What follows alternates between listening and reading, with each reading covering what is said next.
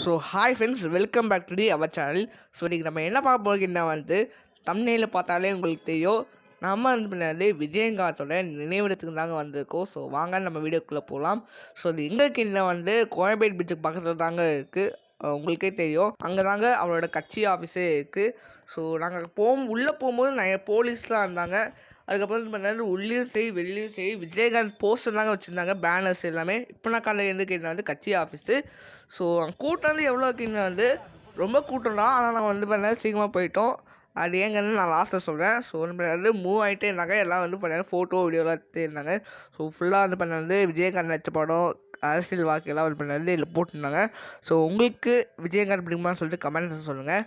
So அது என்னதுக்கு இருக்குன்னா இப்போ ஸ்பீட் நடக்கிற இடங்க. அதுக்கப்புறம் நாங்கள் விஜயகாந்தோட சமாதிக்கு நாங்கள் நெருங்கிட்டோம். அங்கே பண்ணாரு சாம்பிராணி போகலாம் போனாங்க. அது பார்க்கவே ரொம்ப ப்ளசண்ட்டாக இருந்தது. அதுக்கப்புறம் இங்கே நாங்கள் விஜயகாந்தோட சமாதி இருக்குது. ஸோ விஜயகாந்த் யாருக்குன்னா பாலிட்டிக்ஸையோ இல்லை பார்த்தீங்கன்னா படங்களையோ முன்னேறி வந்தவர்.